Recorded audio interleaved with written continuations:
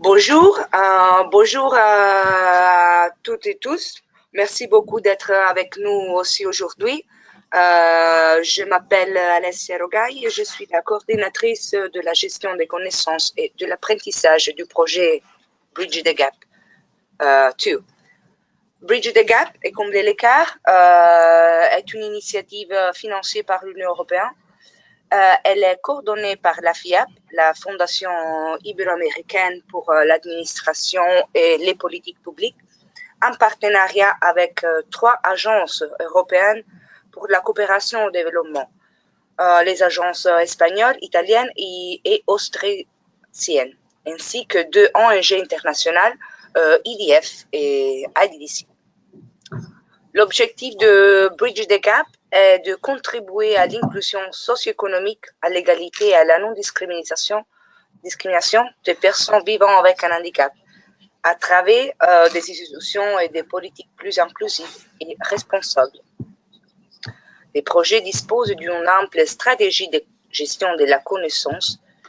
Dans le cadre de cette stratégie, les projets organisent 7 cycles de formation en ligne qui explore progressivement les divers aspects traités par le projet. Ce cycle vise à développer le concept de transversalité du handicap dans les demandes du développement ainsi qu'à définir une approche homogène au secteur intéressé par les projets. Les formations sont préparées et développées par des experts internationaux sélectionnés par Bridge the Gap. Chaque formation est conduite en anglais, en espagnol et en français en sessions séparées. Pour ceux qui ont manqué la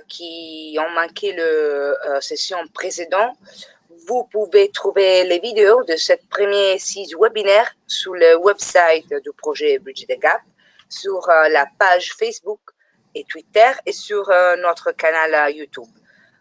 Vous pouvez trouver tous les liens de cette page ici dans le chat box dans un instant. Aujourd'hui, nous sommes ici pour, comme j'ai déjà dit, pour la 6e session intitulée Éducation inclusive. En fait, l'article 24 de la Convention des Nations Unies relative aux droits des personnes vivant avec un handicap stipule que les pays signataires doivent prendre des mesures pour garantir que les personnes vivant avec un handicap aient accès à des systèmes d'éducation inclusive à tous les niveaux. Nonobstant les dispositions de la Convention et du Comité des Nations Unies, l'éducation des personnes vivant avec un handicap se concentre trop souvent sur l'école spécialisée, ciblant parfois des handicaps spécifiques en violation absolument des principes d'inclusion annoncés dans la Convention.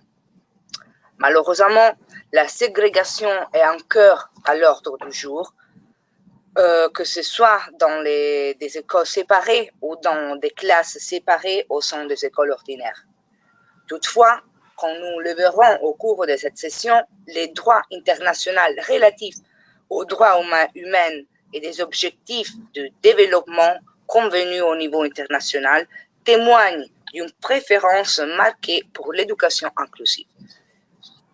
Et pourquoi? Pourquoi l'inclusion des personnes vivant avec un handicap dans l'éducation est cruciale pour plusieurs raisons.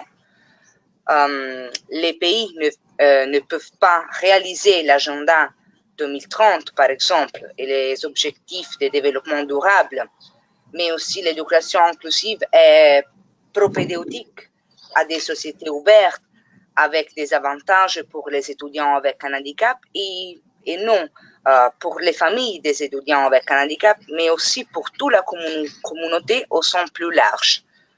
L'éducation aussi contribue au bien-être personnel et constitue la porte d'entrée pour une pleine participation à la société.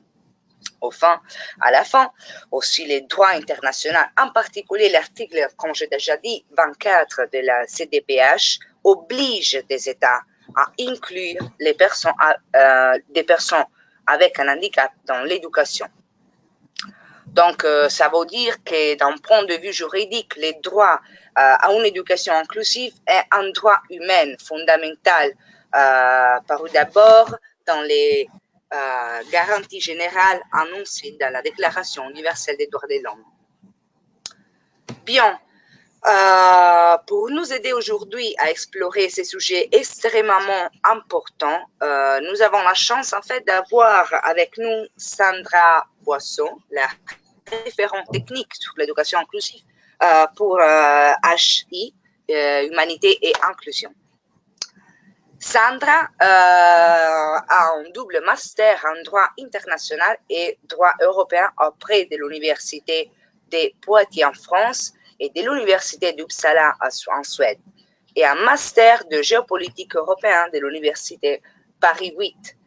Elle a aussi travaillé 7 ans en Suède, après du Conseil supérieur de l'éducation sur des questions d'inclusion dans l'éducation.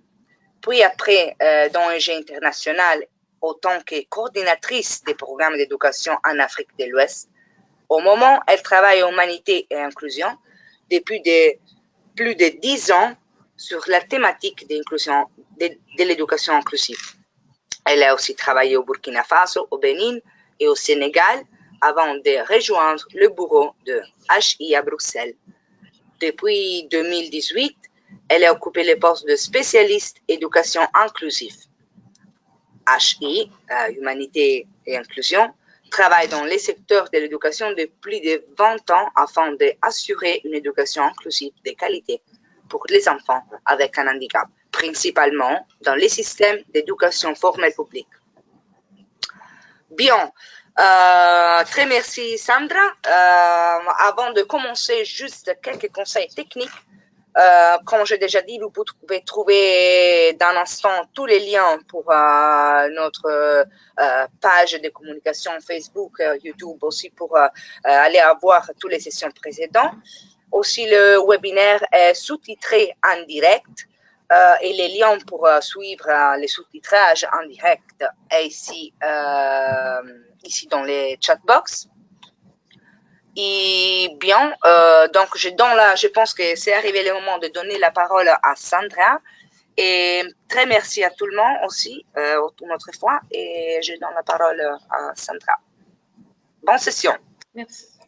Merci Alessia pour cette introduction à la thématique d'aujourd'hui. Je ne sais pas si le partage d'écran fonctionne déjà. Alessia, tu peux me dire? Est-ce que la première diapo est déjà en place, Alessia? Oui, c'est parfait. Ok, donc ça fonctionne, parfait. Donc, merci ça pour fonctionne cette parfaitement. Ok, très bien.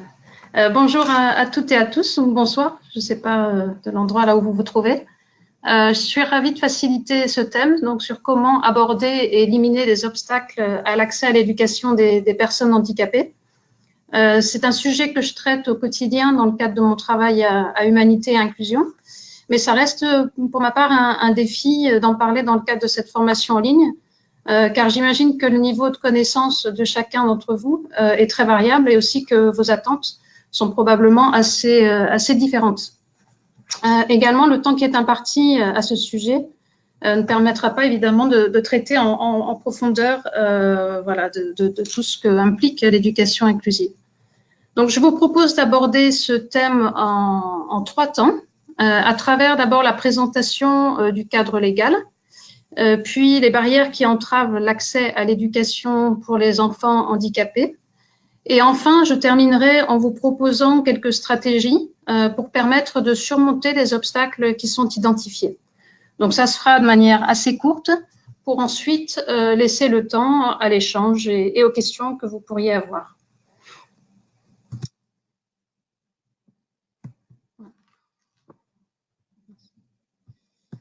Je n'arrive pas à passer sur la diapo suivante. Pardon. Apparemment, ça ne fonctionne pas.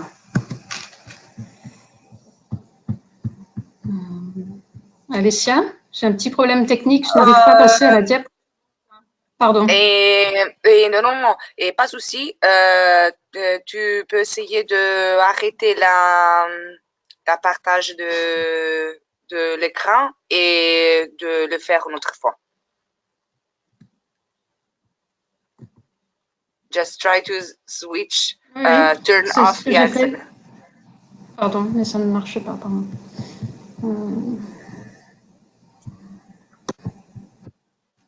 Voilà.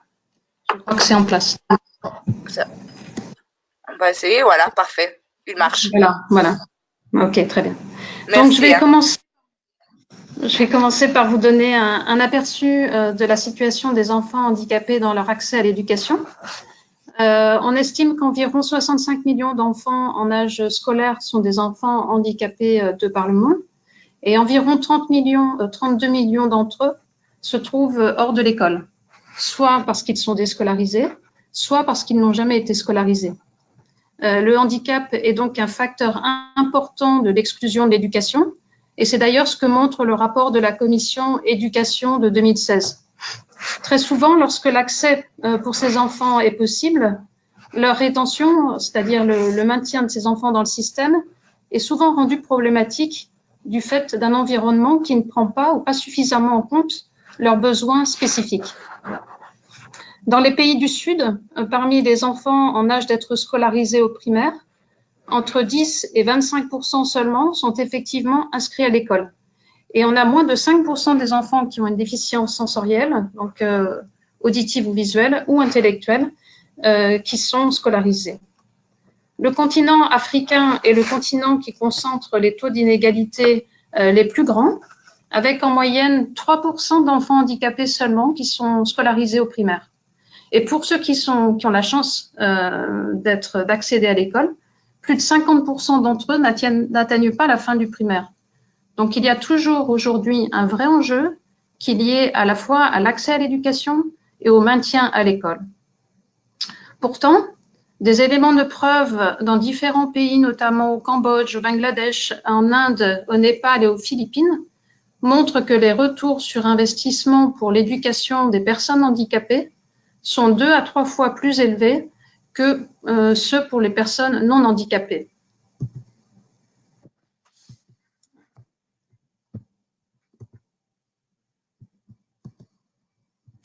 Pardon. Toujours le même problème pour passer à la diapo suivante. Je suis désolée.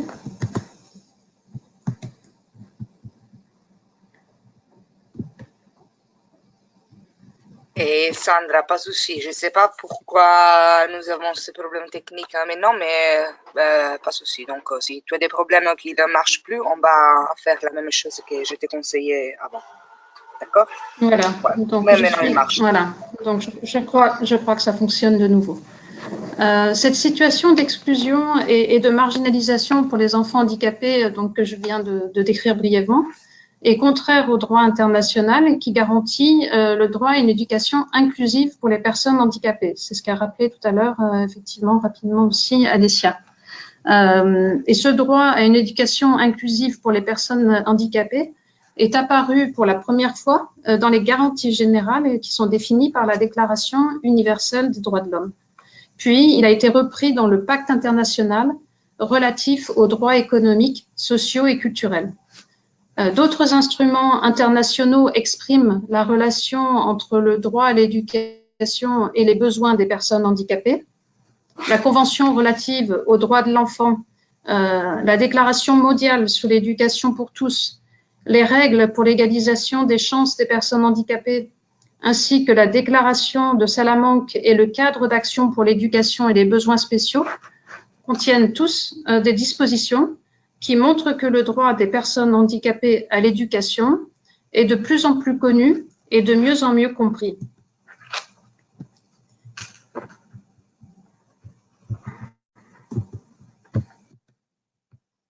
L'inclusion comme condition de la réalisation du droit à l'éducation, elle est consacrée par la Convention relative aux droits des personnes handicapées, qui, comme vous le savez certainement déjà, est le premier instrument juridiquement contraignant qui renvoie à la notion d'une éducation inclusive de qualité, dans son article 24. La Convention ne crée pas de droit nouveau, c'est un instrument qui traduit comment les droits de l'homme pourraient être réalisés pour les personnes handicapées. Alors, qu'est-ce que dit l'article 24 ? Les États parties reconnaissent le droit des personnes handicapées à l'éducation en vue d'assurer l'exercice de ce droit sans discrimination et sur la base de l'égalité des chances, les États parties font en sorte que le système éducatif pourvoit à l'inclusion de tous les élèves, à tous les niveaux, et offre tout au long de la vie des possibilités d'éducation. Les enfants handicapés doivent pouvoir avoir accès à un enseignement primaire et secondaire inclusif, de qualité et gratuit, et être en mesure de progresser à tous les niveaux d'enseignement sur la base de l'égalité avec les autres dans les communautés dans lesquelles ils vivent, c'est-à-dire au plus près de leur domicile. Pour garantir le respect de ce droit, les États parties ont l'obligation de garantir l'accessibilité. Le système éducatif doit être accessible dans son intégralité, ce qui inclut les bâtiments, les outils d'information et de communication, les programmes d'études, les supports pédagogiques, les méthodes d'enseignement ainsi que les évaluations. Les États parties doivent également procéder à des aménagements raisonnables et proposer des mesures d'accompagnement en fonction des besoins de chacun. L'aménagement raisonnable concerne l'individu. Il peut s'agir, par exemple, de déménager la classe de local, de permettre d'avoir plusieurs modes de communication au sein de la classe, de distribuer, par exemple, des documents en gros caractères, d'avoir recours à une ressource humaine additionnelle, ou de permettre aux élèves d'utiliser une technologie d'assistance pendant les cours ou durant les évaluations.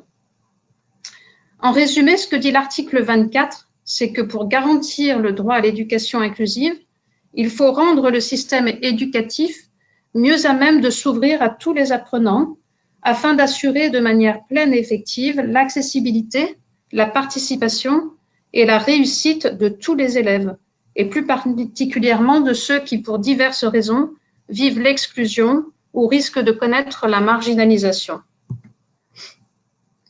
J'aimerais maintenant vous parler des liens entre l'article 24 et d'autres dispositions de la Convention, car le droit à l'éducation inclusive ne peut être réalisé que si certains autres droits sont mis en œuvre. À titre d'exemple, l'article 6 reconnaît que les femmes et les filles handicapées sont exposées à de multiples discriminations et que les États parties doivent prendre les mesures voulues pour leur permettre d'exercer leurs droits dans des conditions d'égalité. La discrimination et l'exclusion constituent des obstacles importants à la réalisation du droit des femmes et des filles handicapées à l'éducation. L'article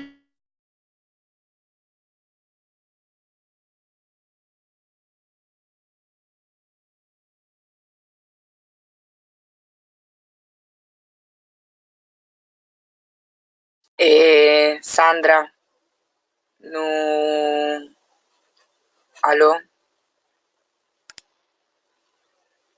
Mais désolé pour ces problèmes techniques, on va rejoindre une autre fois le webinaire dans quelques instants.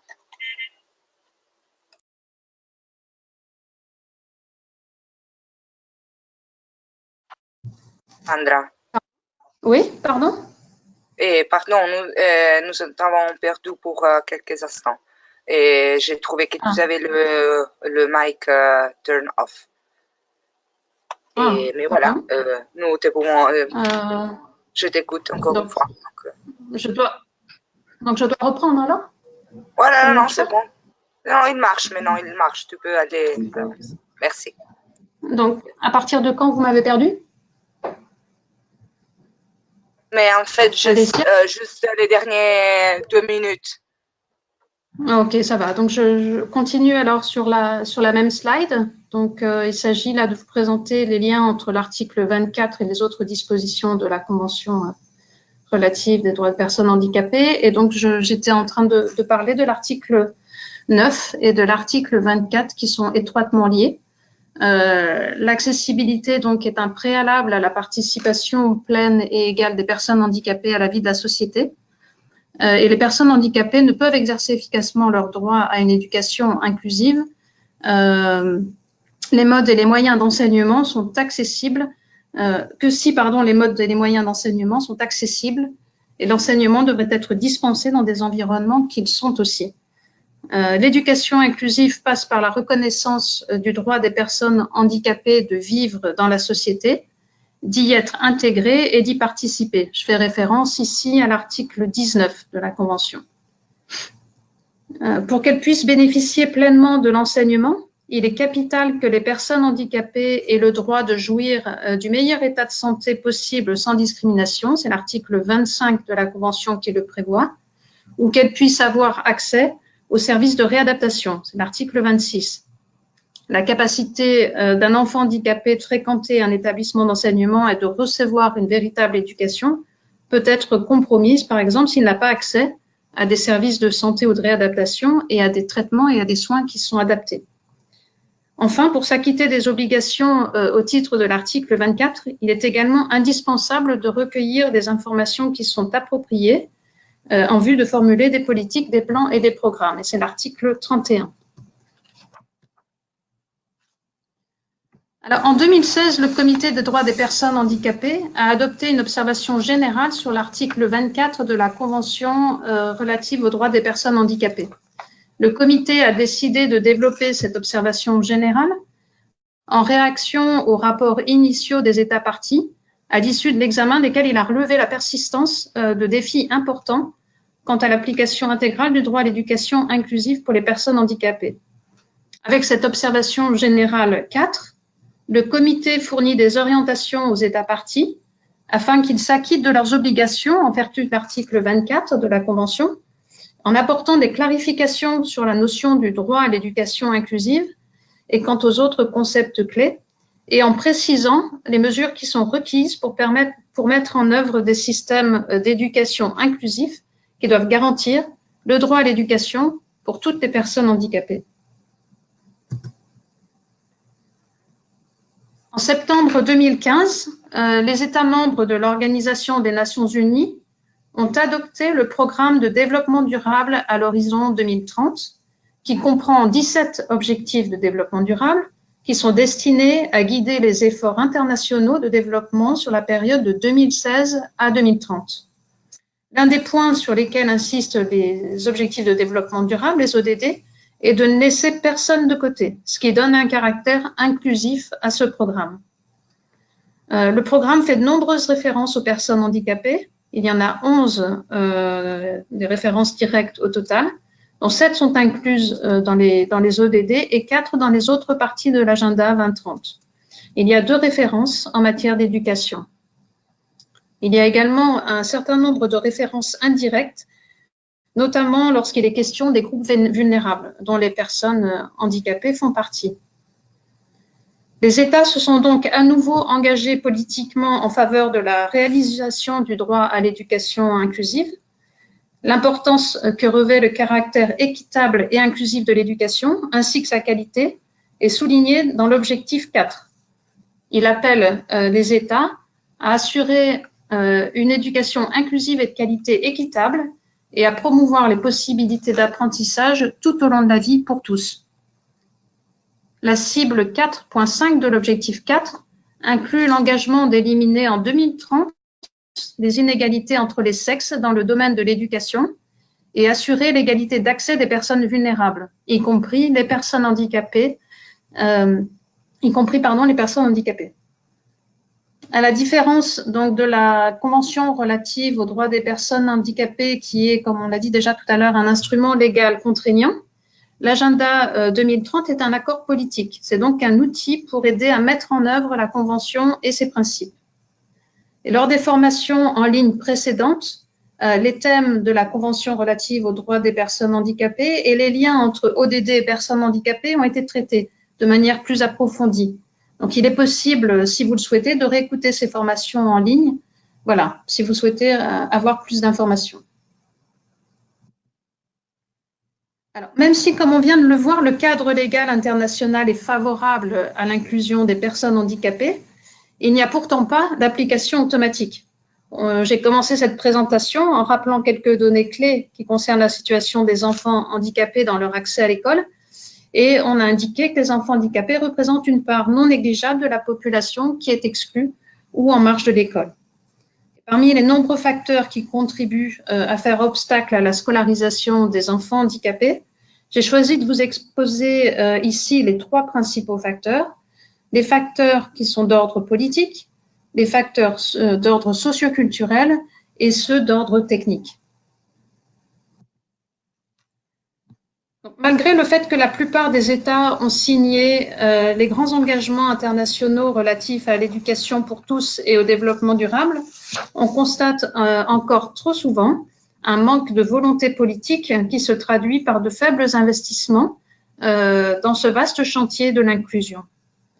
De nombreux instruments légaux et des documents stratégiques au niveau des pays, dont par exemple les lois d'orientation sociale, l'aide politique sectorielle de l'éducation, les stratégies nationales de développement sectoriel, peuvent encadrer et orienter la mise en œuvre de l'éducation des enfants handicapés, mais on constate encore trop souvent une offre éducative qui est insuffisante, inadaptée et peu inclusive.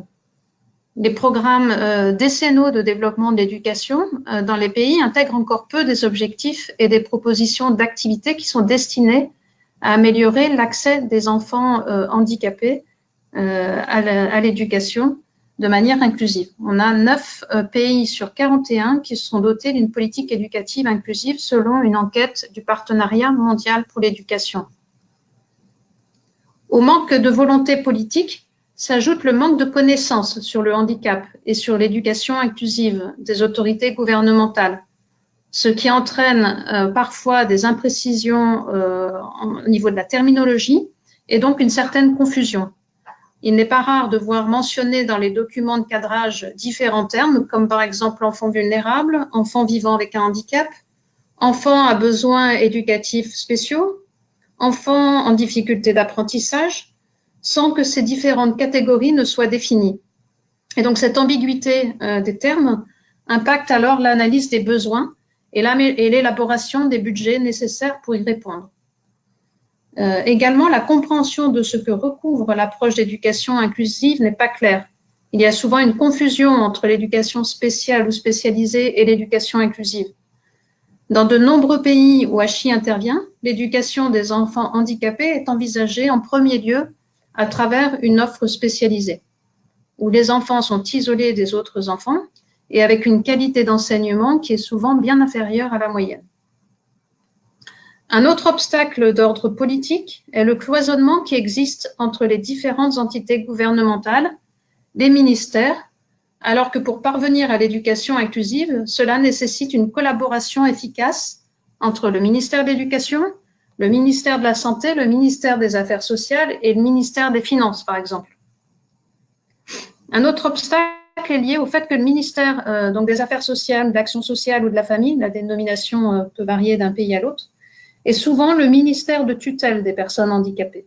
Et le ministère de l'Éducation se désengage de la question de l'éducation des enfants handicapés, considérant que c'est au ministère de l'Action sociale d'agir. Or, cette discussion ne devrait pas avoir lieu, car le ministère de l'Éducation étant responsable de tous ces enfants. Le manque de données fiables sur les enfants handicapés constitue un autre obstacle pour la politique, la législation et le plaidoyer en faveur de l'éducation inclusive. Donc, il est important de connaître les réalités des personnes handicapées pour pouvoir élaborer des politiques efficaces et d'intervention qui permettront de promouvoir une éducation inclusive de qualité. L'exclusion de l'éducation des enfants handicapés est également enracinée dans les idées fausses à propos de leur capacité à participer et à bénéficier réellement de l'éducation. Les barrières comportementales créées par les croyances négatives, y compris parmi le personnel éducatif, les parents et même les autres élèves, persistent dans toutes les sociétés et continuent de faire obstacle à l'inclusion effective des personnes handicapées dans le système éducatif. Lorsque, par exemple, les parents d'enfants handicapés sont interrogés sur l'éducation de leur enfant, il n'est pas rare d'entendre que la place d'un enfant handicapé n'est pas à l'école car il n'est pas capable d'apprendre. Cette croyance est renforcée vis-à-vis des enfants ayant une déficience visuelle, auditive ou intellectuelle. Pour d'autres parents, s'ils ne souhaitent pas voir leur enfant fréquenter l'école, c'est qu'ils craignent le regard des autres élèves et l'attitude malveillante des enseignants et des autres parents à leur encontre. C'est donc davantage dans un souci de protection qu'ils agissent. Les enfants handicapés racontent les moqueries et parfois les violences auxquelles ils doivent faire face à l'école et sur le chemin de l'école, ce qui constitue une raison majeure de déscolarisation. Un autre aspect qui constitue une barrière importante à la scolarisation des enfants handicapés, c'est l'aspect financier. Il faut reconnaître que l'éducation constitue une lourde charge pour beaucoup de familles, puisque malgré les principes de gratuité, les familles sont largement mises à contribution pour payer les frais de scolarité, les fournitures scolaires, l'uniforme, etc. Et cela constitue une vraie difficulté donc pour beaucoup de familles. Et lorsqu'un choix doit s'opérer au sein de la famille, c'est très souvent l'enfant handicapé qui est écarté de toute option d'éducation. En ce qui concerne les obstacles d'ordre technique, l'absence ou le manque de formation des enseignants engendre des attitudes négatives, des méthodes pédagogiques qui sont inadaptées. On constate que le personnel éducatif n'est pas préparé à l'accueil d'un élève handicapé dans l'école ou dans la classe. Les enseignants se sentent la plupart du temps désarmés car ils ne sont pas préparés, encore une fois, à faire face à la diversité des profils qu'ils doivent accueillir dans la classe. Ils ont souvent peur de nuire, ils craignent de ne pas savoir s'y prendre. En effet, faire face à la diversité des apprenants, des profils, cela s'apprend, ça s'outille.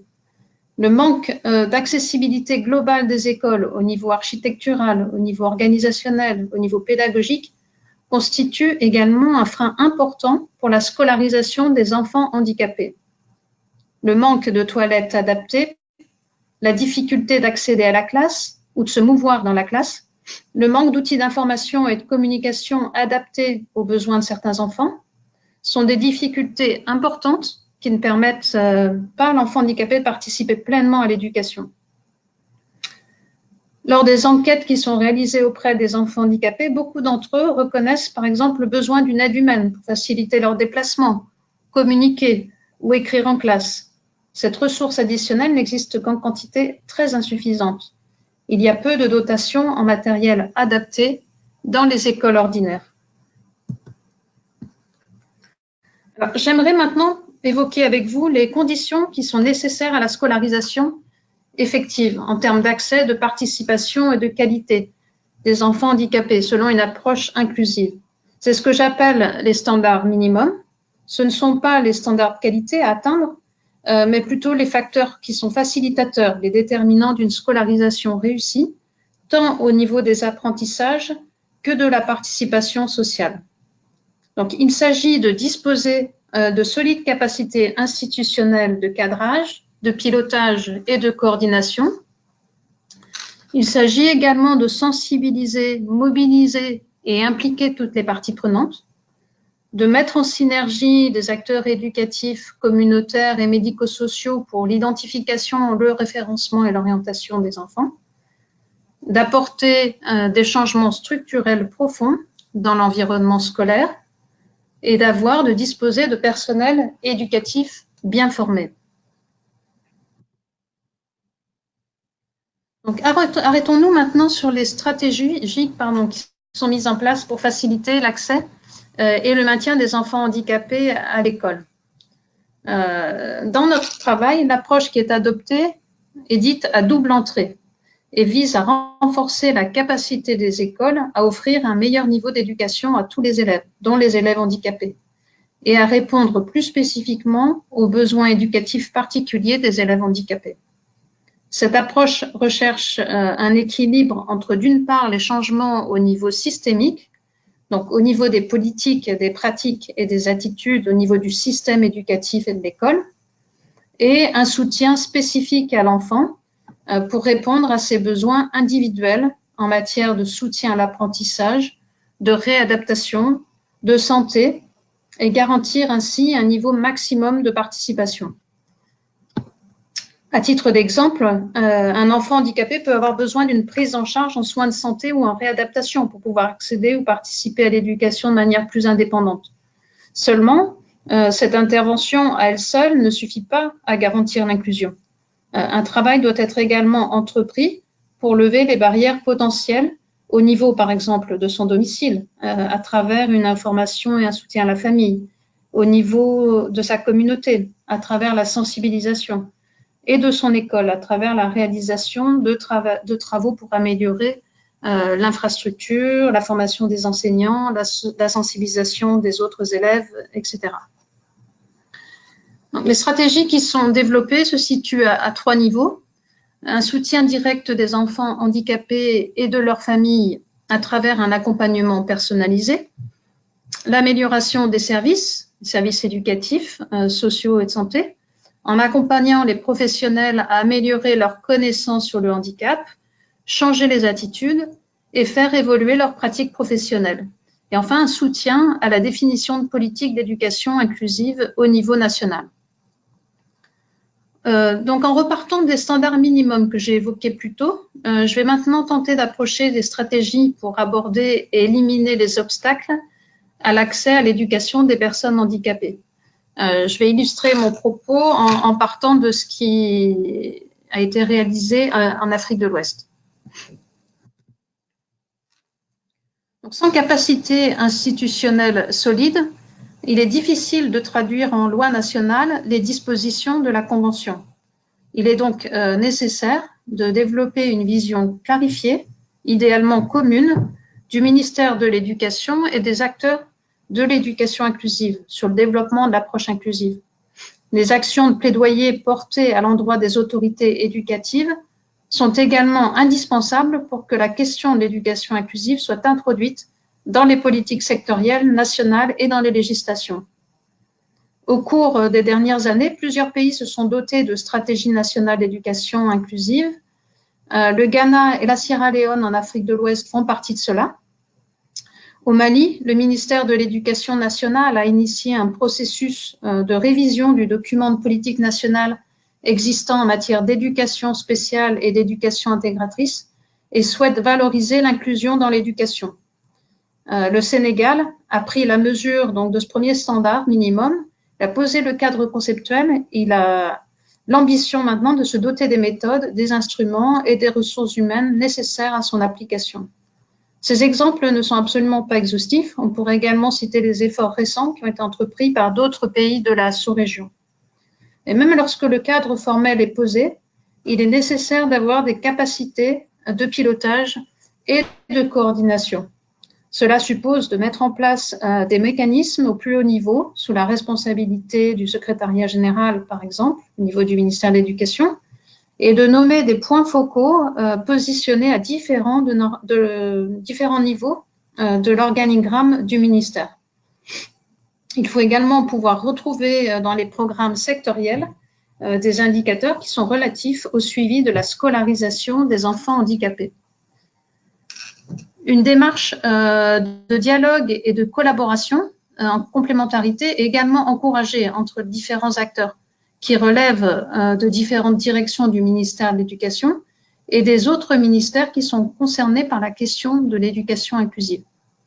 Un cadre national de concertation de l'éducation inclusive a par exemple été créé en 2016 au Sénégal. Un groupe thématique éducation inclusive existe au Togo et ces instances sont présidées par la direction de l'enseignement élémentaire au Sénégal et par le point focal éducation inclusive au Togo, qui est elle-même rattachée au secrétariat général. Certains pays d'Afrique de l'Ouest ou du Centre ont fait le choix de confier la mise en œuvre de l'éducation inclusive à une cellule d'éducation inclusive, c'est le cas du Burundi, ou à une direction de l'éducation inclusive et du genre, c'est ce qui se passe au Burkina Faso, ou à une plateforme interministérielle primaire et secondaire pour l'éducation inclusive, c'est la situation du Cameroun, facilitant la prise de décision, le maintien de la cohérence des activités et la coordination. Toutes les études montrent que l'inclusion scolaire a un coût, d'une part parce qu'elle augmente les effectifs d'élèves et parce qu'un certain nombre d'entre eux requièrent un soutien spécifique qui mobilise des ressources humaines très compétentes, parfois du personnel additionnel et des travaux d'infrastructure. Budgétiser un dispositif d'éducation inclusive ne consiste pas, comme c'est souvent le cas, à faire le total des coûts additionnels générés par l'enrôlement dans le système d'enfants qui, soi-disant, coûtent cher. Il s'agit plutôt d'estimer les coûts de l'amélioration de la qualité de la prise en charge de tous les enfants. Il faut pouvoir aborder les questions de financement de manière stratégique en agissant sur le budget du ministère de l'Éducation et en explorant également d'autres pistes de financement au niveau, par exemple, des collectivités territoriales ou du secteur privé. Alors, on l'a vu tout à l'heure lorsque je vous ai présenté des obstacles. L'ignorance, la méconnaissance, l'indifférence ou la réticence sont des pensées et des attitudes qu'on observe souvent dans la communauté à l'égard des personnes handicapées et qui touchent également les parents des enfants handicapés.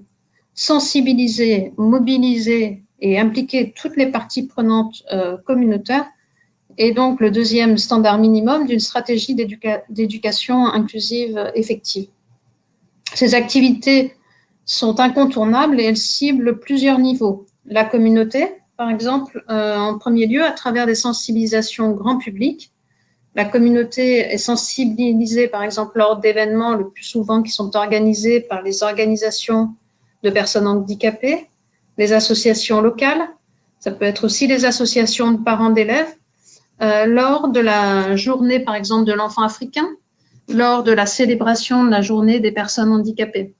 Cela peut se faire sous la forme de spectacles, de marches, de débats, la diffusion de messages à travers les médias. Il est également important de cibler les parents d'enfants handicapés, car souvent leur faible niveau d'éducation les empêche de comprendre le bien fondé de la scolarisation de leur enfant. Et les sessions de sensibilisation et d'information peuvent permettre de prendre conscience des besoins, peuvent leur permettre, ces parents, de prendre conscience des besoins de leur enfant et peut également donner des conseils en matière d'attitude et de comportement à tenir. La sensibilisation doit toucher également le personnel éducatif, en premier lieu les directeurs qui sont responsables de l'inscription de l'enfant à l'école et les enseignants, afin que les conditions d'accueil de l'enfant handicapé soient optimales. Les élèves non handicapés et leurs parents doivent également être ciblés dans le cadre de la sensibilisation afin d'atténuer les craintes que certains parents d'élèves pourraient avoir à l'égard de l'inclusion d'enfants qui sont souvent considérés comme susceptibles de tirer vers le bas le niveau des enseignements et voire, comme on l'entend également parfois, d'être contagieux. Les enfants, les parents, les organisations de personnes handicapées ont évidemment un rôle important à jouer, je dirais même un rôle central, dans le cadre de ces sensibilisations. Alors, le troisième standard minimum, c'est de créer les bonnes conditions pour que les étapes préparatoires à la scolarisation et au maintien de l'enfant à l'école soient réunies à travers une bonne mise en synergie des différents acteurs éducatifs, communautaires et médico-sociaux. L'étape de l'identification permet de repérer dans la communauté les enfants handicapés en âge d'être scolarisés, mais qui ne sont pas encore scolarisés, dans la perspective de leur permettre d'accéder à l'école, ou de repérer en classe des enfants handicapés afin de prévenir le décrochage scolaire. L'identification doit avoir pour seul but de connaître les besoins éducatifs des enfants pour ensuite apporter individuellement des réponses adéquates. Une fois identifié, l'enfant peut être référé à différents services, souvent des services médicaux et ou des services sociaux. La troisième étape est l'orientation de l'enfant.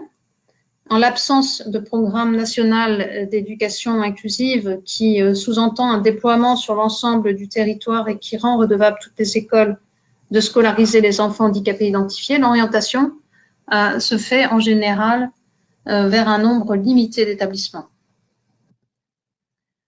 Une fois que la communauté a bien compris le bien fondé et la légitimité de la scolarisation des enfants handicapés et que ceux-ci ont été identifiés, référés, parfois consultés et orientés vers l'école, se pose ensuite la question de l'établissement qui va les accueillir. S'agit-il d'un environnement semé d'embûches, comme on l'a vu au titre des facteurs d'ordre technique, qui exige que l'enfant s'adapte à un environnement discriminant et hostile, ou bien, au contraire, s'agit-il d'un environnement qui adapte le cadre de vie, les comportements, les méthodes et les outils à la diversité des enfants. On peut relever différents types d'adaptation. Le changement d'attitude, d'abord, qui concerne tous les acteurs de l'école, Les actions de sensibilisation organisées dans les écoles contribuent à créer plus de tolérance et d'ouverture d'esprit. La pratique du tutorat permet un réel changement d'attitude. Par exemple, à l'extérieur de l'école, un élève accompagnateur peut aller chercher l'enfant handicapé à son domicile et ils peuvent faire le trajet ensemble. Dans la classe, l'enfant handicapé peut être appuyé par un autre camarade de classe pour, par exemple, prendre ses notes. Un autre type d'adaptation est lié à l'accessibilité dans les écoles. On peut, par exemple, réaliser un audit d'accessibilité pour repérer les obstacles et ainsi conduire des aménagements raisonnables. Le troisième type d'adaptation, c'est l'accessibilité dans la classe. Certains élèves peuvent avoir besoin d'adaptation dans la classe même. Les réalisations peuvent être de l'ordre d'un tableau mobile, par exemple, d'une estrade, de la redisposition des bureaux pour faciliter la circulation. Il peut s'agir également de repeindre les murs en blanc pour donner plus d'éclairage, etc. Le quatrième type d'adaptation est lui relatif aux pratiques pédagogiques. Les enseignants peuvent avoir recours à la différenciation pédagogique et à l'enseignement coopératif. Très rapidement, la pédagogie différenciée part du constat que dans une classe, un maître doit enseigner à des élèves qui ont des capacités et des modes d'apprentissage très différents, qu'ils soient ou non handicapés. L'enseignant adapte alors son enseignement aux besoins et aux spécificités de chaque élève. L'enseignement coopératif place l'élève en tant qu'acteur de ses apprentissages.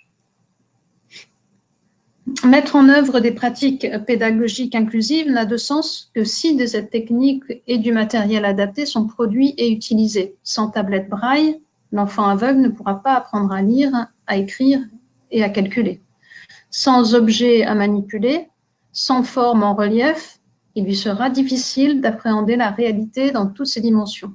De même, l'enfant sourd aura besoin d'imagier pour illustrer des concepts et des abstractions difficiles à comprendre. Une dernière adaptation est liée à l'interaction entre l'ensemble des ressources humaines de l'école. Plus d'échanges entre enseignants sont nécessaires. Dans certains cas, l'apport de nouvelles ressources humaines dotées de compétences nouvelles est précieux. Je fais référence ici, par exemple, au système des enseignants itinérants, aux auxiliaires de vie scolaire. La formation des enseignants, c'est la pierre angulaire de la stratégie d'inclusion. Gérer la diversité dans la classe est particulièrement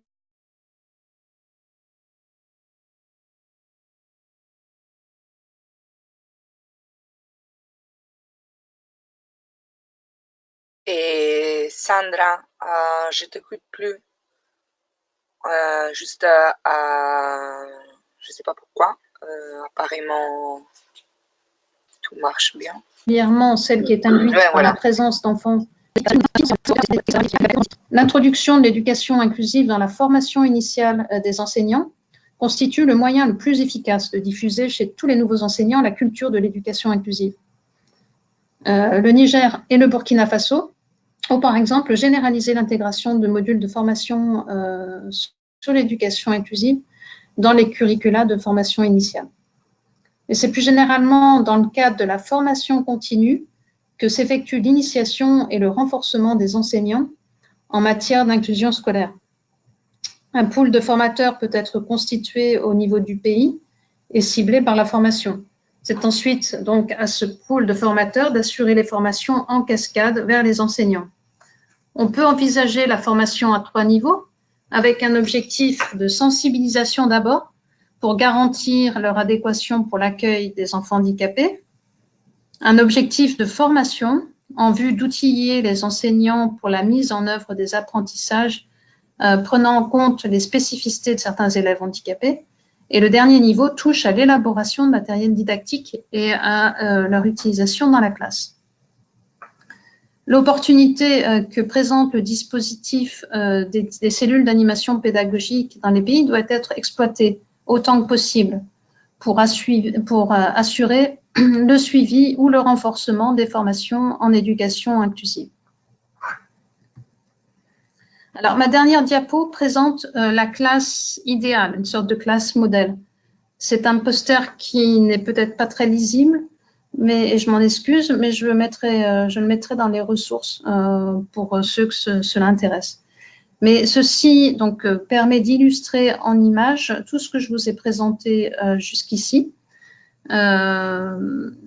Donc, par exemple, on voit qu'effectivement dans cette classe, le tableau est placé à une hauteur accessible. Le soutien de certains enfants se fait par les pairs, par d'autres élèves. On a recours à la pratique du tutorat. On voit également que la classe a également beaucoup de supports visuels.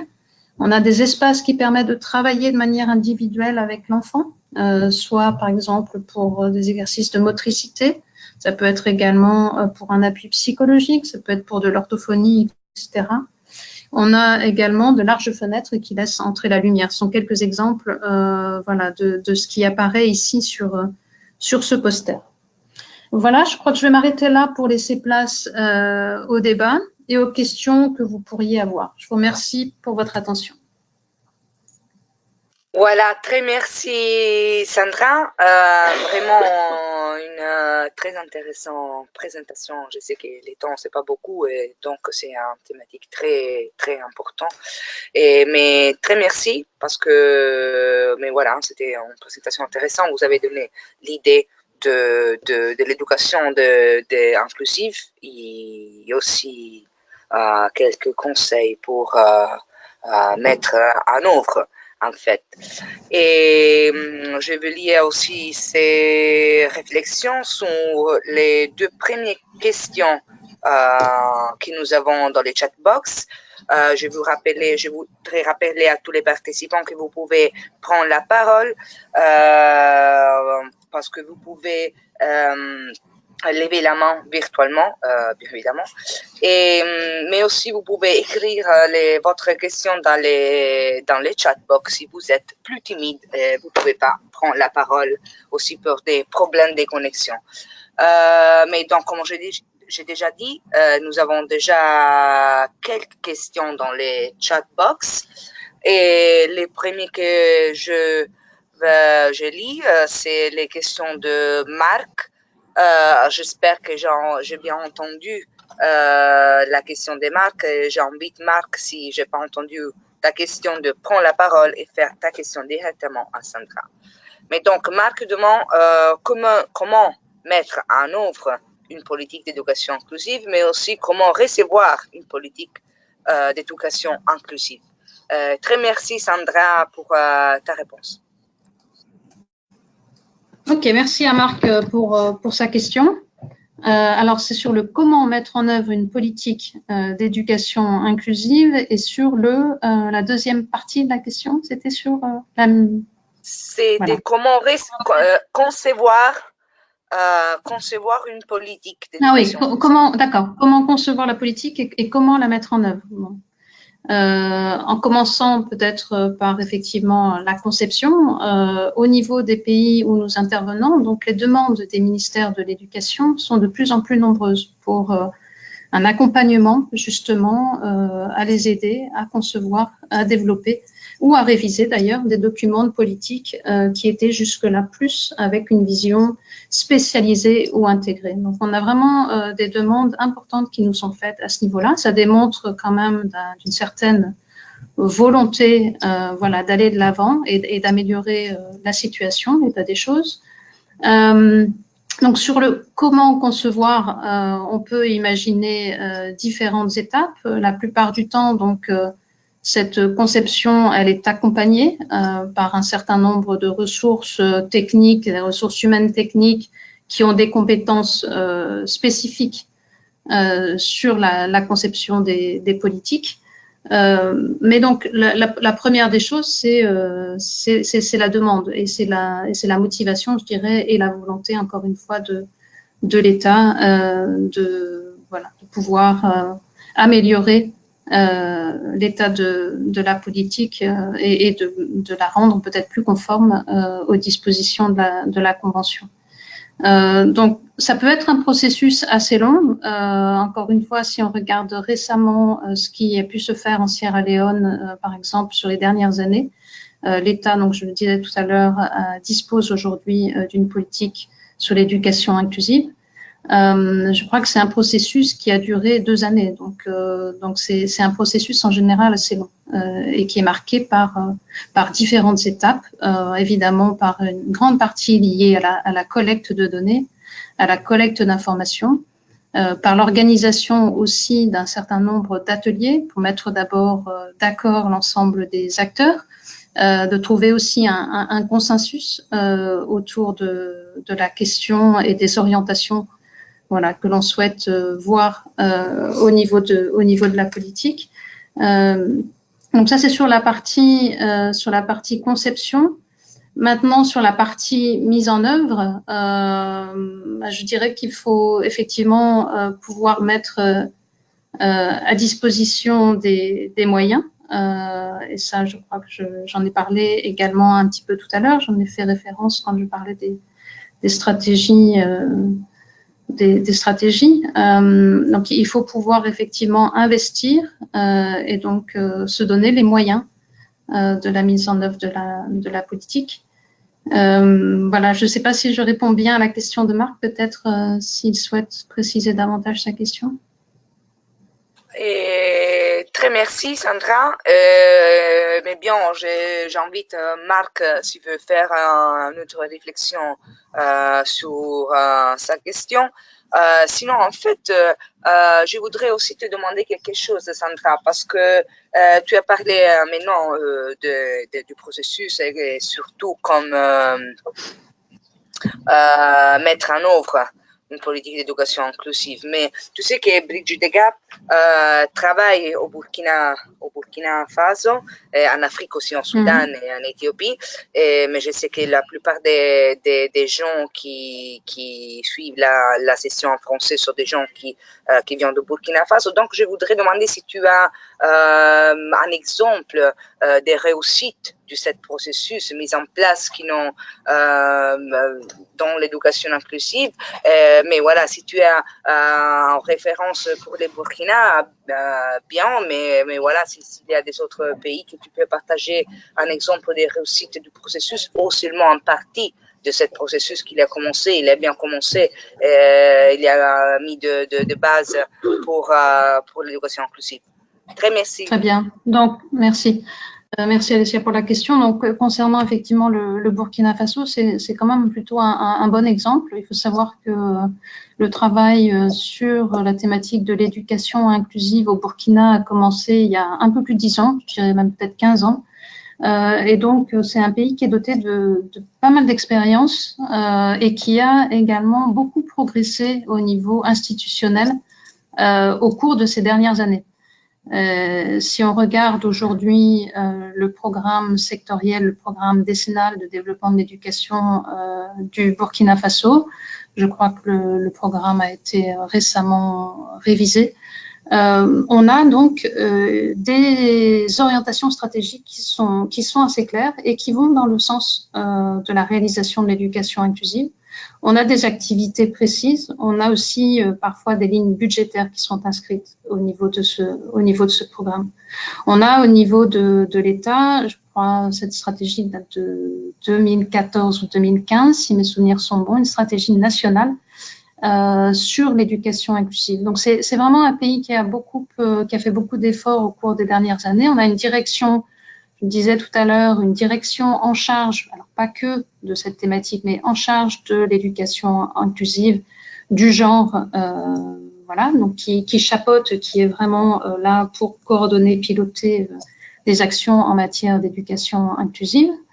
Il y a énormément, il y a un pôle de formateurs nationaux qui existe au niveau du ministère de l'Éducation. Donc, ce sont vraiment des ressources nationales qui sont formés à l'éducation inclusive et donc qui peuvent évidemment être sollicités sur l'étendue du territoire pour former à nouveau, que ce soit des personnels éducatifs dans les régions, ça peut être au niveau des inspections, mais également les enseignants eux-mêmes.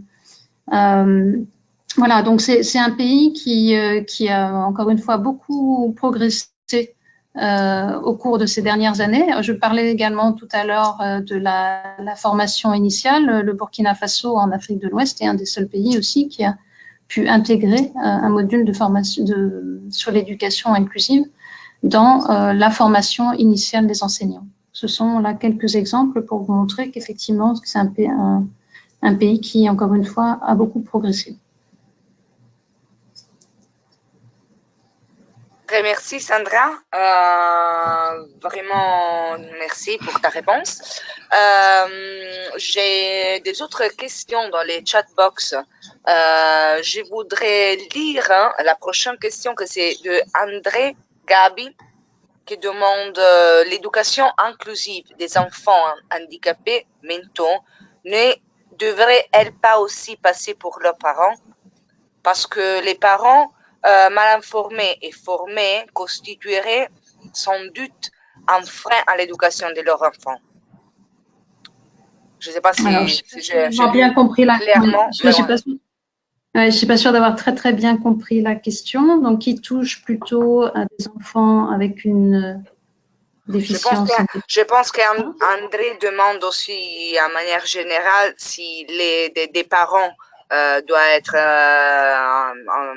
formés, exactement. Merci. Formés et informés. Informés et formés, d'accord. Oui, je crois que c'est un petit peu effectivement ce que je disais tout à l'heure lorsque je présentais les stratégies et sur la partie notamment sensibilisation. Les parents sont les premiers à faire le choix pour leur enfant handicapé. Donc, effectivement, ils ont besoin d'être informés à la fois sur la déficience de leur enfant. Qu'est-ce que ça veut dire, voilà, d'avoir un enfant, par exemple, avec une déficience intellectuelle. Quels peuvent être les besoins de cet enfant pour mieux comprendre peut-être son comportement. Donc, la partie information est extrêmement importante. Et effectivement, au niveau des stratégies, il faut vraiment mettre l'accent là-dessus. Il faut pouvoir cibler directement les parents par des sessions individuelles ou par des sessions qui viseraient un groupe de parents. Il faut pouvoir les informer, il faut pouvoir les sensibiliser effectivement sur les possibilités aussi qui existent et de pouvoir leur permettre de comprendre qu'avoir un enfant handicapé, ça ne veut pas dire simplement avoir un fardeau. C'est des enfants qui ont des capacités et c'est ça qu'il faut en général arriver à faire passer comme premier message vis-à-vis des parents d'enfants qui sont, comme je le disais tout à l'heure, des fois bienveillants, certains parents d'enfants handicapés. Alors, certes, effectivement, il peut y avoir une raison liée à l'information ou le manque d'information, mais par exemple, certains parents ne souhaitent pas que leur enfant, par exemple, sorte de la maison, sorte du domicile, tout simplement parce qu'ils craignent pour leur enfant des actes de violence et de discrimination, un regard négatif sur l'enfant. Donc c'est plutôt voilà, dans une réaction de vouloir protéger l'enfant. Très souvent que les parents ne vont pas jusqu'à choisir, par exemple, d'envoyer un enfant à l'école. Après, il faut reconnaître également que dans beaucoup de pays, l'éducation telle qu'elle est proposée n'est pas, dans la plupart des cas, adaptée, ne répond pas forcément aux besoins d'un certain nombre d'enfants handicapés. Et donc, voilà, les parents sont également réticents à envoyer un enfant dans une école où ils savent que cet enfant ne serait pas, par exemple, en capacité de bien apprendre, de suivre des apprentissages de manière normale. Donc l'information, oui, la formation. Alors la formation également peut se faire de manière un petit peu plus poussée, mais déjà effectivement cibler les parents pour les informer et pour les sensibiliser, c'est extrêmement important. On voit dans le cadre de nos programmes, de nos interventions, je dirais qu'à 97 ou 98% des parents qui sont sensibilisés, qui sont mieux informés, n'ont ensuite plus aucune réticence, je dirais, et ne se posent même plus la question. Ils conçoivent effectivement que l'enfant n'a pas sa place à la maison, mais bien dans un environnement scolaire. Donc, je ne sais pas si j'ai répondu à la question. Mais très merci Sandra. Je toujours invite André dans les cas il veut parler, savoir ou expliquer sa question mieux. Je t'invite André voilà, je te donne la parole alors André, un instant. Tu peux parler maintenant André, merci. Merci Alésia. Merci Sandra pour votre présentation très intéressante là. Mais j'aimerais savoir, parce que pour la formation, les enfants, les parents d'enfants handicapés mentaux, puisque bien souvent les parents, alors quand ils ne sont pas formés, pour l'information, tout à fait d'accord avec ce que vous avez dit. Mais est-ce qu'il n'est pas possible, par exemple, de marquer aussi cette inclusion par la formation des parents pour que les parents continuent le travail qui est fait à l'école, qu'ils le continuent par exemple à la maison. Voilà ma question. Merci. Oui, ben je suis effectivement, je ne sais pas si je peux ajouter beaucoup plus que vous là-dessus. Oui, je suis tout à fait d'accord. En effet, quand on a la possibilité d'aller au-delà de l'information et de la sensibilisation, évidemment, c'est une très bonne chose. Et l'information ne doit pas cibler uniquement, par exemple, le personnel éducatif tel que je l'ai présenté tout à l'heure. Par exemple, les ressources spécialisées qui peuvent exister, les compétences, par exemple, qui peuvent être dans une localité au niveau d'une école spécialisée, peuvent, par exemple, voilà, apporter effectivement ce soutien en termes de formation aux parents. On peut très bien imaginer effectivement qu'une école spécialisée dans une localité qui peut-être accueille des enfants voilà, avec une déficience intellectuelle sont dotés de compétences spécifiques et donc à ce moment-là peuvent proposer effectivement la formation des parents qui, comme vous venez de le dire et vous avez raison, vont pouvoir poursuivre effectivement à la maison un certain nombre de soutiens à l'enfant handicapé. Donc voilà, je sais pas ce que je peux vous dire d'autre en dehors du fait que oui, la formation des parents effectivement est également une stratégie intéressante. Mais voilà, très merci Sandra, très merci aussi André pour sa question. J'ai beaucoup de questions encore et donc je voudrais lire maintenant la prochaine question que c'est de Gida. Bonjour, dans la présentation vous parlez de points focaux dans les ministères. Quel sera leur rôle? Merci Sandra. Je ne sais pas si oui. j'ai lu.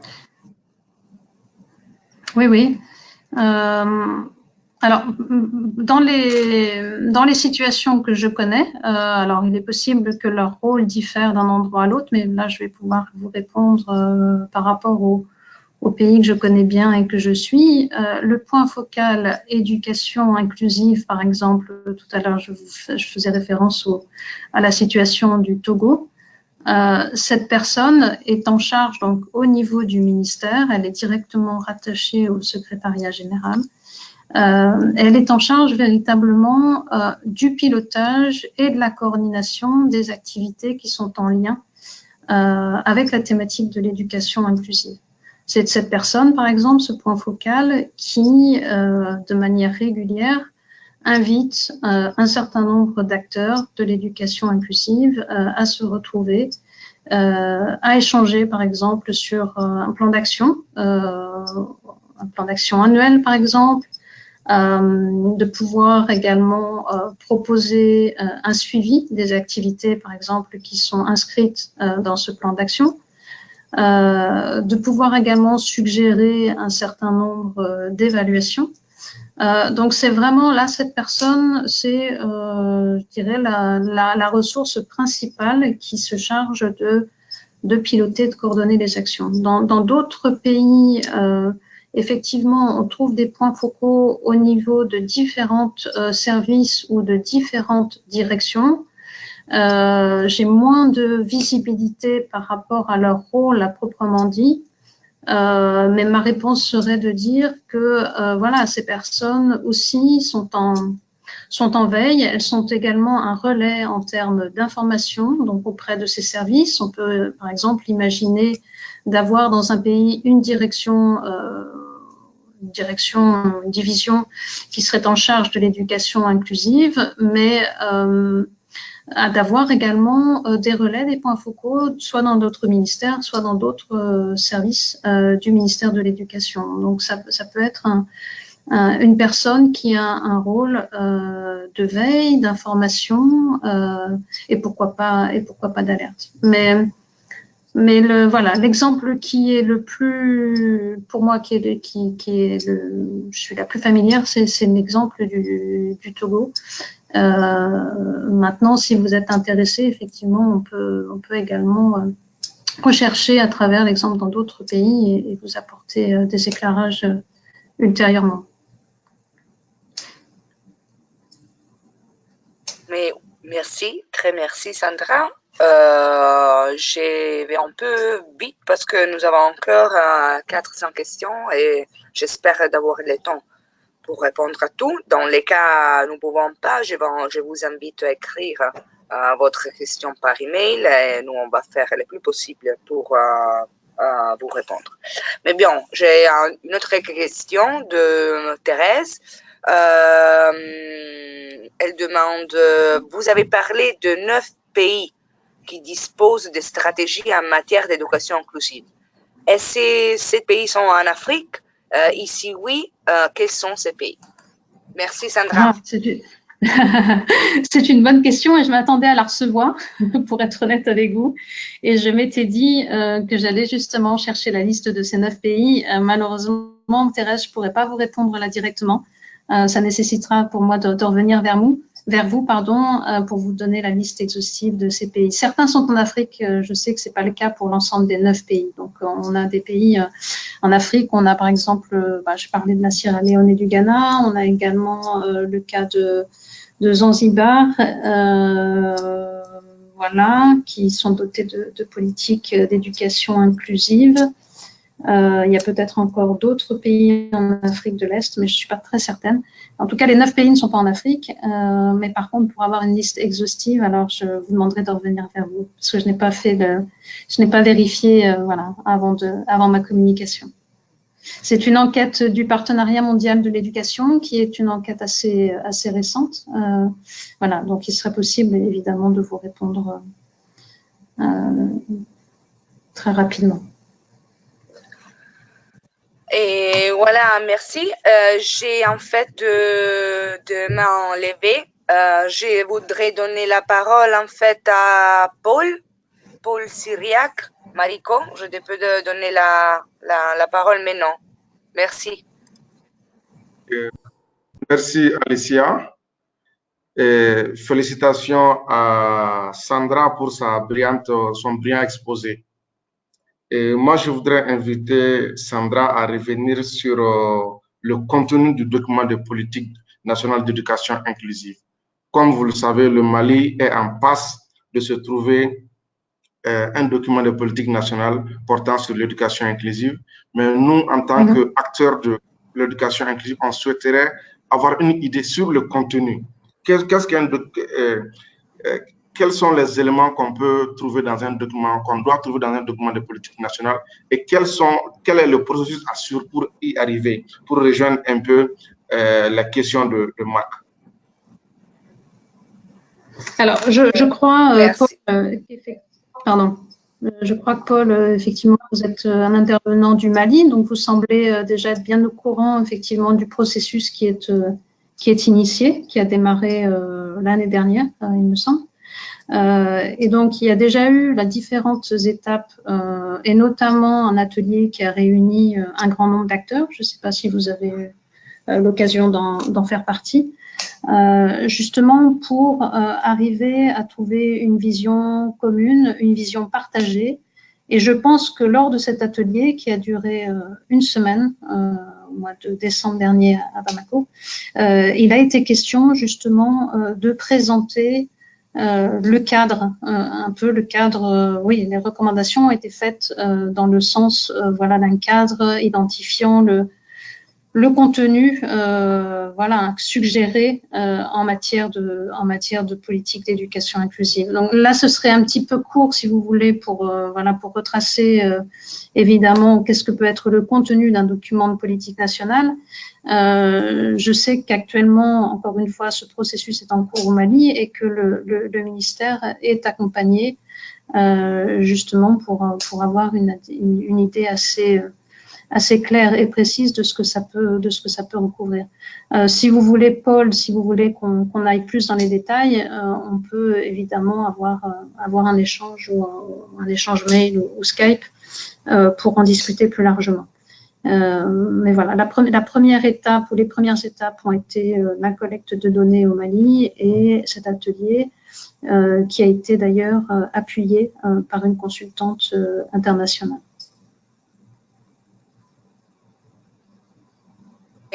Bien, merci à tous les deux. Merci Paul aussi pour la question.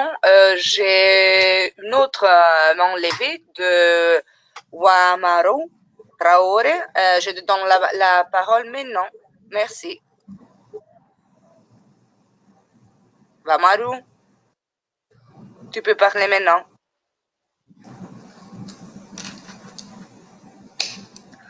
Mais voilà, rien du tout.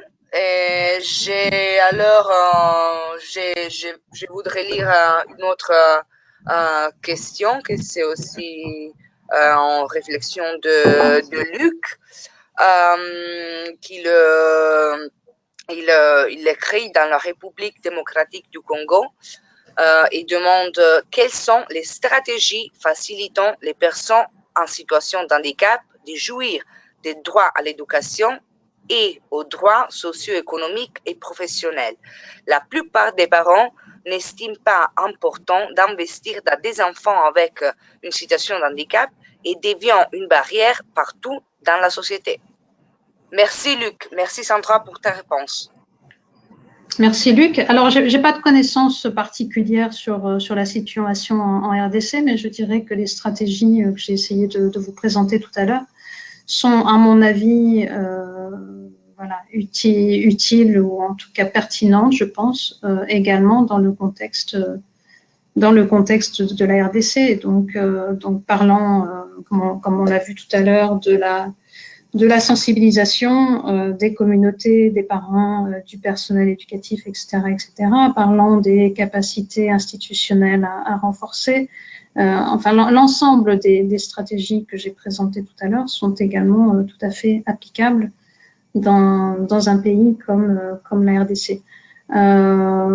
Pour regarder ce qui se fait au niveau de humanité et inclusion, je suppose que d'autres organisations également interviennent dans le pays sur cette question précise de l'éducation inclusive, mais on a entrepris un travail depuis maintenant quelques années uniquement sur la ville de Kinshasa, donc ça touche voilà, le milieu urbain et une petite partie de la ville de Kinshasa, mais donc on a beaucoup travaillé justement sur cette dimension de la sensibilisation des communautés, des parents eux-mêmes et de tout ce qui touche aussi au renforcement de capacités des acteurs éducatifs, donc à la fois le personnel enseignant, les directeurs d'établissement, les inspecteurs, les encadreurs pédagogiques. On a beaucoup travaillé sur ces deux dimensions-là dans le cadre de nos interventions, mais voilà, ma réponse ne concerne évidemment que ce que je connais dans le cadre du travail mené par Humanité Inclusion, en collaboration, évidemment, en étroite collaboration avec le ministère de l'Éducation en RDC et les organisations de la société civile, notamment les organisations de personnes handicapées qui sont présentes sur la zone d'intervention. Mais Luc, voilà, les stratégies, encore une fois, pour moi, restent pertinentes dans votre contexte.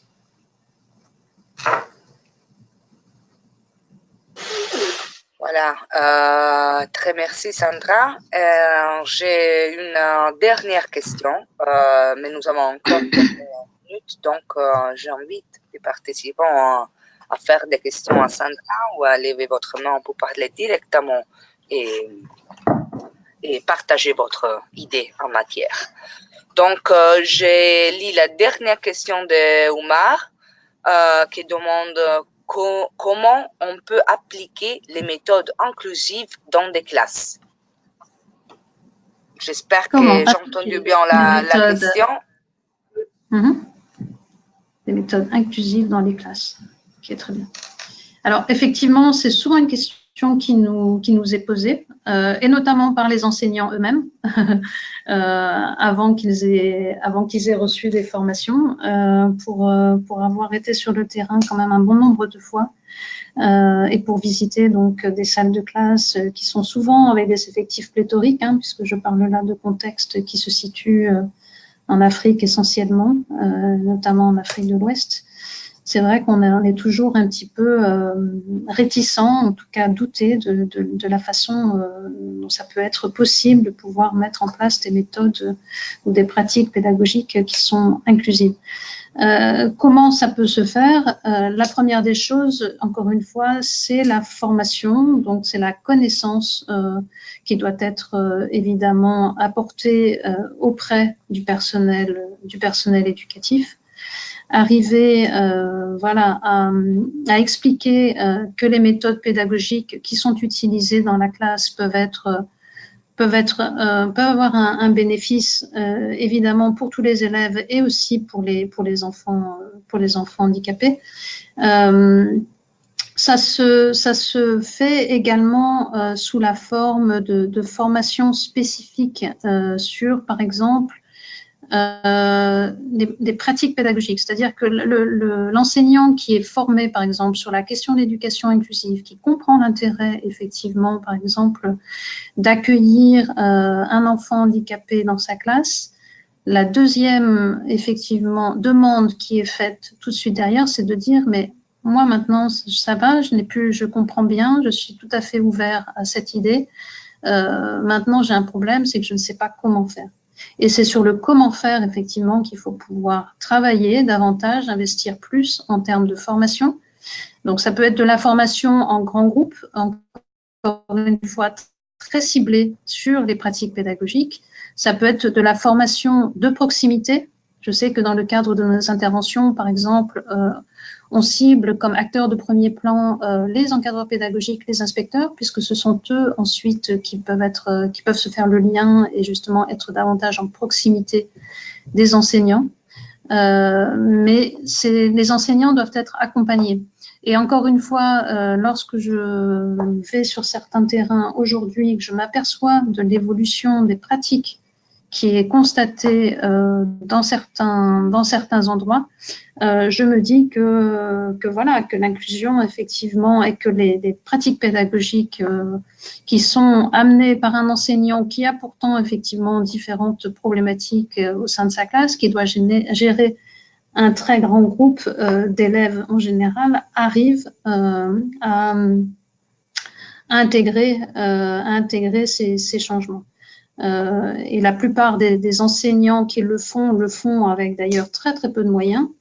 Avoir recours par exemple à ce qui se trouve dans la cour d'école ou en proximité, je pense par exemple à des cailloux pour donner un exemple extrêmement concret, et qui va pouvoir aider l'enfant, les enfants d'ailleurs de la classe, ça ne va pas toucher uniquement, ça ne va pas faciliter simplement l'apprentissage d'un seul enfant dans la classe, mais faciliter l'apprentissage de la grande majorité des enfants, que les cailloux, par exemple, peuvent être utilisés. Lorsque je prépare ma leçon de classe en tant qu'enseignant, je dois avoir recours justement à tous ces outils ou à toutes ces choses qui peuvent se trouver en proximité et qui vont pouvoir aider justement, faciliter encore un apprentissage d'un grand nombre d'enfants. Donc, introduire en fait des pratiques pédagogiques dites inclusives,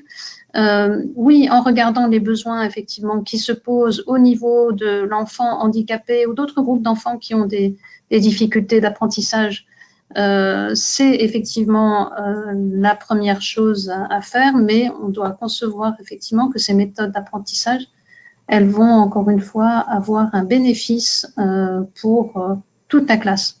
véritablement. Et ça, voilà, c'est pas simplement des constats visuels qui sont faits lorsqu'on se déplace, quand on fait des visites de terrain, les évaluations le montrent aussi. Donc voilà, donc c'est possible. Oumar. Merci. Très merci. Désolée, je voudrais donner la parole pour la dernière question à Mor, mais je demande à Mor et aussi à Sandra de faire très vite parce que nous avons seulement 2-3 minutes en plus. Donc, je donne la parole à Mor. S'il te plaît. Bonjour. Je voudrais juste poser une question à Sandra par rapport à la stratégie de mise en œuvre de l'éducation inclusive. Parce que je vois qu'au niveau des enseignants, il y a des fois un certain découragement et un manque de motivation pour intégrer ces enfants-là dans leur classe. Est-ce qu'il serait possible d'envisager, en tout cas, d'instaurer un prix du meilleur enseignant qui se distinguerait au niveau des pratiques pédagogiques inclusives de sa classe? Ou bien quand il y a, comme par exemple au niveau du Sénégal, il est institué un prix du meilleur enseignant, mais je pense qu'il faudrait peut-être à ce niveau, je ne connais pas les critères de choix du meilleur enseignant, mais je pense qu'il serait mieux d'intégrer un critère déterminant qui concernerait peut-être la pratique pédagogique inclusive de l'enseignant au niveau de sa classe. Voilà, j'ai juste une réflexion et je voudrais partager cette réflexion avec Sandra. Très merci. Très merci, Mor. Très merci. Oui, merci. Oui, merci, Mor. Très, très rapidement, en fait, oui, effectivement, c'est une réflexion intéressante. Et justement, dans le cas du Sénégal, je sais qu'il y a déjà des écoles. Alors, c'est pas simplement au niveau de l'enseignant lui-même, mais justement pour renforcer cette motivation et cet encouragement à se donner davantage et d'avancer encore plus sur la question d'éducation inclusive. Je sais que en Casamance, par exemple, il y a un prix qui est octroyé aux écoles inclusives, celles qui font le plus d'efforts, alors que ce soit évidemment à travers la pratique de certains enseignants, mais pas que, c'est un petit peu plus large. Donc oui, ça va tout à fait dans le sens de votre proposition. Il faut pouvoir trouver effectivement les stratégies qui puissent encourager chacun à faire davantage. Voilà. Merci Sandra. Merci à tout le monde. Nous sommes arrivés en fait à la fin de cette 6e session sur l'éducation inclusive.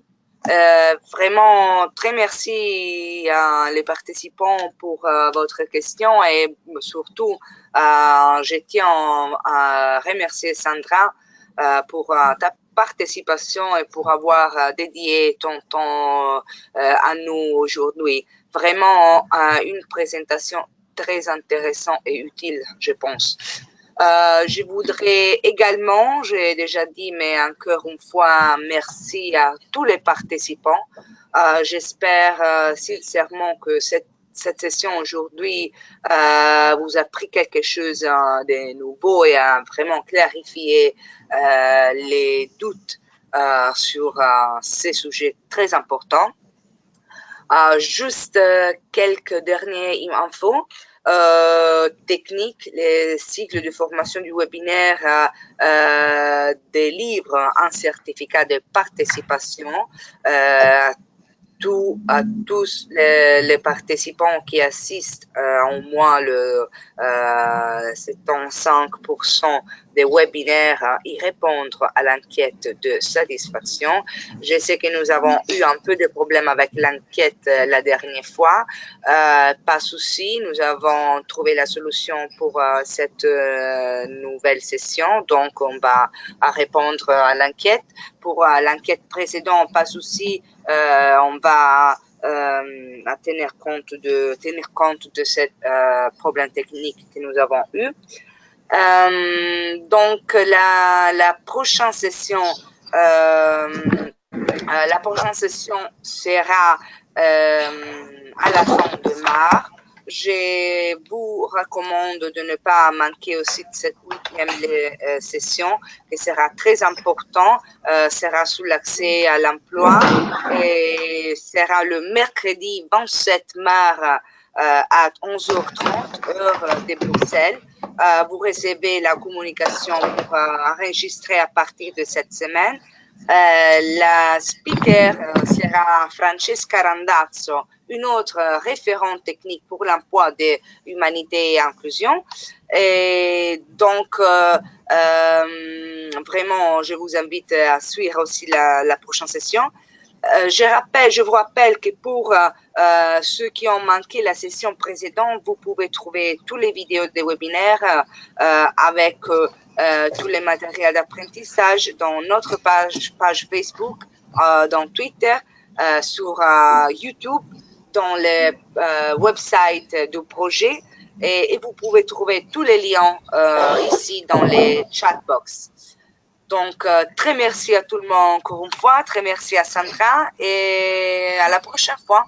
Merci de suivre le webinaire de Bridge the Gap. Merci. Bonne journée. Merci.